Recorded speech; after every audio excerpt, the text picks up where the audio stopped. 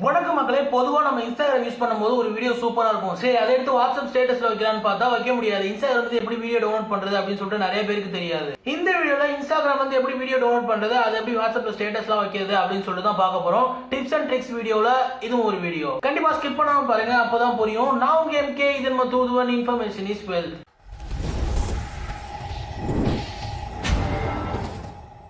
Download பண்றதுக்கு first Instagram video download அப்படின்னு சொல்லிட்டு ஒரு ஆப் டவுன்லோட் பண்ணும். அந்த ஆப்போட லிங்க் நான் டிஸ்கிரிப்ஷன்ல கொடுக்குறேன், டவுன்லோட் பண்ணிக்கோங்க. நான் ரொம்ப நாளா இந்த ஆப் யூஸ் பண்ணிட்டு இருக்கேன், உங்களுக்கும் கண்டிப்பா இந்த ஆப் பிடிக்கும்னு நினைக்கிறேன். அதை டவுன்லோட் பண்ணிட்டு இன்ஸ்டாகிராம்ல போயிட்டு எந்த வீடியோ உங்களுக்கு வேணுமோ அதை சூஸ் பண்ணுங்க. அந்த வீடியோக்கு மேல 3 டாட் இருக்கும், அதுல ஷேர் டு அப்படின்னு சொல்லிட்டு ஒரு ஆப்ஷன் இருக்கும். அதை கொடுத்தோம்னா வாட்ஸ்அப், இன்ஸ்டாகிராம் அப்படின்னு சொல்லிட்டு நிறைய இருக்கும். நீங்க அந்த ஆப் டவுன்லோட் பண்ணிட்டீங்கன்னா அந்த ஆப்பும் அதுல இருக்கும்.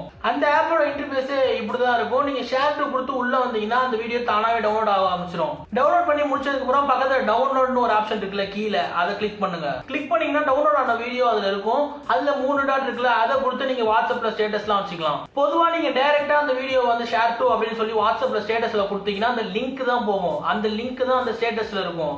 ஆனா இந்த மாதிரி டவுன்லோட் பண்ணிட்டு போட்டோம்னா அந்த வீடியோவே நீங்க சாதாரணமா வச்சுக்கலாம், வாட்ஸ்அப்ல வைக்கிற மாதிரி. இப்போ நான் வச்சிட்டு இருக்கேன் பாருங்களேன், இந்த மாதிரி வாட்ஸ்அப்ல நீங்க தானாவே வச்சுக்கலாம், வீடியோவோ வச்சுக்கலாம். இல்லனா லிங்க் மட்டும் தான் போகும். ஸ்கிப் பண்ணாம பாத்தீங்கன்னா இந்த வீடியோ கண்டிப்பா புரிஞ்சிருக்கும். ரொம்ப சின்ன வீடியோ. சீக்கிரமே இன்னொரு சூப்பரான வீடியோல பார்க்கலாம். அது வரைக்கும் ஸ்டே டியூன். Bye bye.